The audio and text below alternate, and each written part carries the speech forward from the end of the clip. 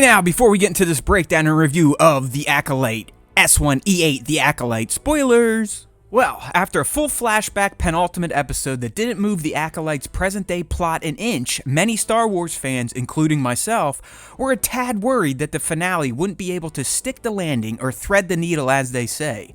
While there are more open plot threads than we were promised by the show's creator by season's end, I do personally feel like the finale mostly pulled a Simone Biles, albeit with wobbly legs as it tried to keep them stiff and clean.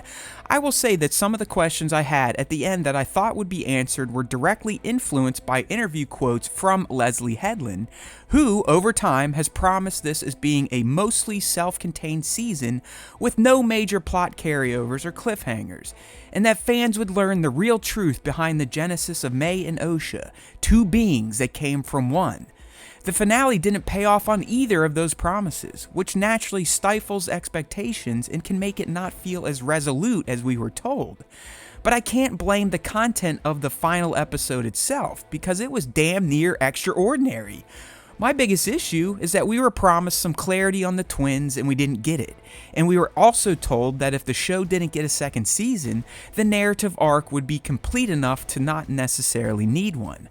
But considering all the fairly major and now somewhat newly informed threads did not get resolved, in fact some got deeper, here's looking at you, Vern, it's hard not to be a little worried that many will never get additional explanation if this show doesn't get a second season, which is definitely a reality considering the TLJ-like reaction to it from fans and critics alike. So I can't say the finale missed the mark, because it absolutely did not, as the season arcs were mostly resolved by the end credits.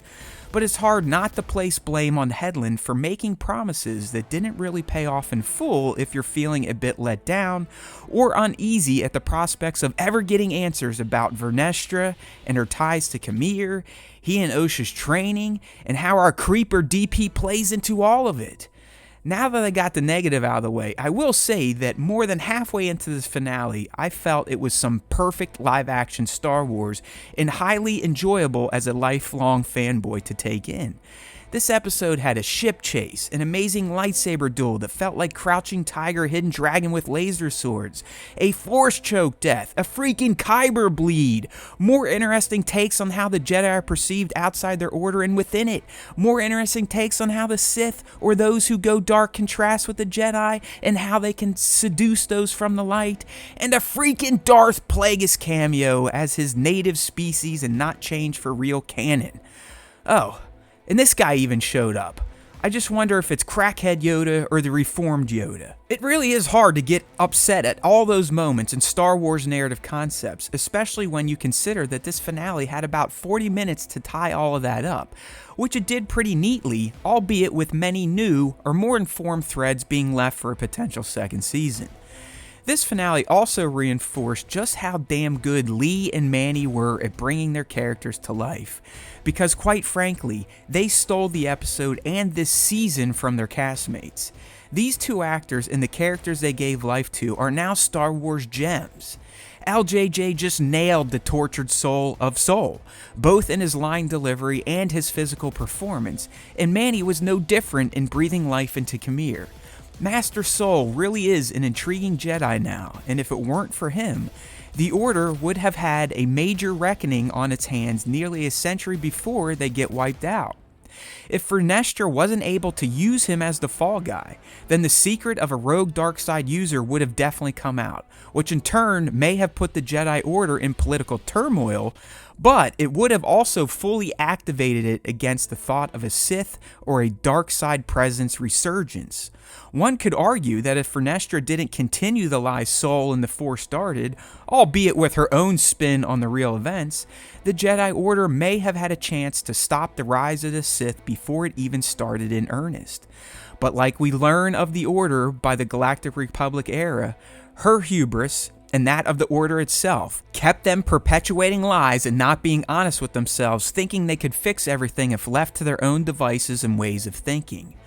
From Soul's actions to Indara's big lie to Vernestra's overall cover-up and connections to Camille, it's quite easy to see how the Order and its benevolent Jedi could allow the Sith to rise right in front of them and take them out in the process while the galaxy applauds their genocide. So the core concept of this series and showcasing how this could happen definitely was honored. One last critique before some radical moments. I will say that the twins continued to be the low point of this series until the end. When separate, the characters worked fine, but for whatever reason, when May and Osha were together, the scenes just felt off and a bit flat. I just didn't care about them really. But that also doesn't bother me a ton because to me, they're just narrative devices to tell the story of the beginning of the Jedi's downfall and the rise of the Sith, and I believe this series achieved that pretty well. Alright, top moments time. Big Dave killed it as Senator Rayencourt, and I can't deny how great his scene was with Vern early on. I mean, this guy did nothing but spit truth about the Jedi right in front of her face without a care in the world. Everything he said about their unchecked power based on religion to him claiming the Jedi can't really control their emotions was so spot on and delivered poignantly. Then he bodies her with a cheeky "May the Force be with you." What a dog! It's hard not to be suspicious of this dude's true motives either, because he sounds like a freaking Sith, or at least has their talking points on why the Jedi Order is bullcrap. No joke, this dude could be a dark side disciple himself, or possibly even working with Plagueis to begin rotting the image of the Jedi from within the Senate. He felt like an out-in-the-open Darth Sidious, in that unlike Sheev, who kept his true thoughts hidden as a politician, this dude just lays all of his Jedi grievances out in the open with an unrivaled, if not dark side talking points infused conviction. He has no fear of the Jedi, and he definitely has no love, unlike his colleagues, so there's more behind this man's convictions than just politics.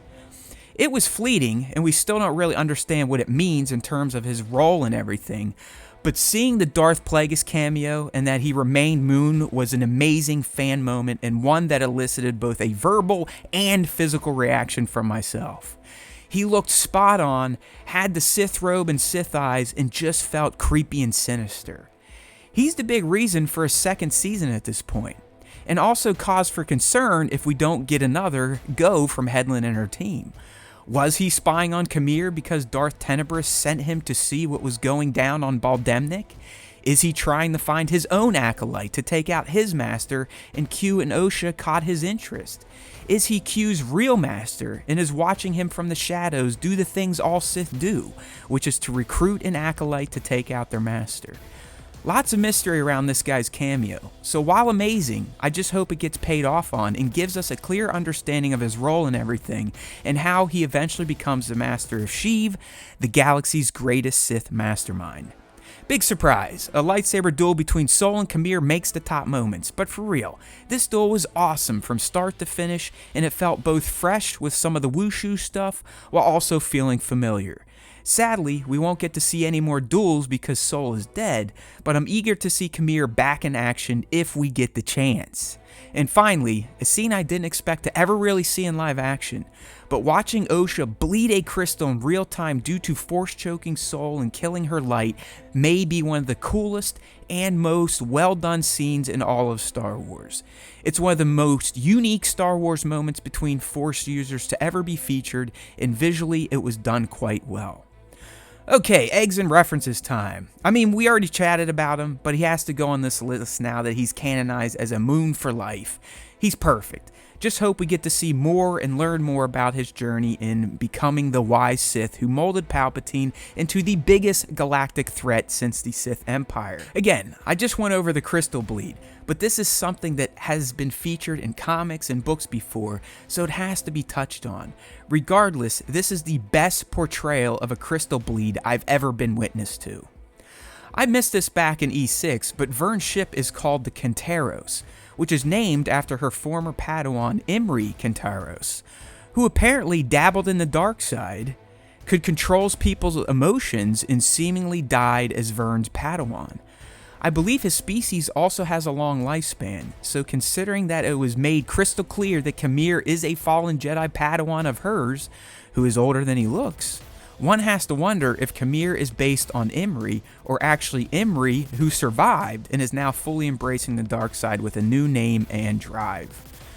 This is another thread that will be highly disappointing to not get finality on, as it is very intriguing and only adds fuel to the fire that is Vernestra being the main Jedi, who, through her past actions and present plotting, will undoubtedly bring pain and destruction to her order through her hubris and drive to right a wrong of her past.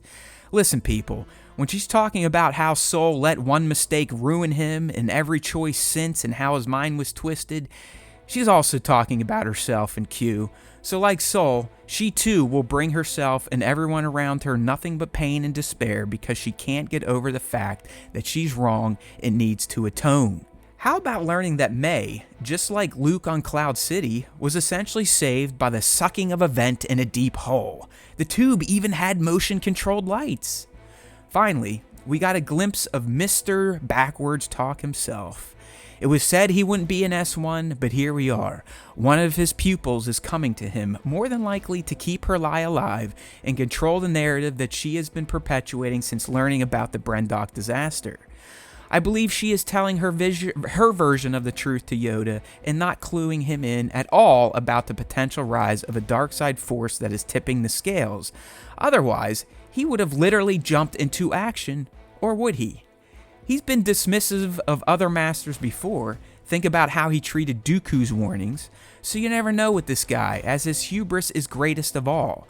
But for canon's sake, and to keep the Rager baiters at bay, I hope she lied to the guy so he can stay ignorant to the rise of the dark side all the way to the prequels. Well, it was an up and down season, but this fan can't really complain because the Acolyte managed to entertain and introduce cool new canon while setting up the potential for even new fleshed out lore to come that will only bolster the prequels and make the Fall of the Jedi even more clear by the time Sheev drops the Order 66 bomb on them. Hey, thanks for watching. Please consider subbing to the channel or becoming a member below. Leave a thoughtful comment if you can, otherwise try to be civil. There's always time for Star Wars Time, and if you listen to the Star Wars Time show, the Force will be with you, always.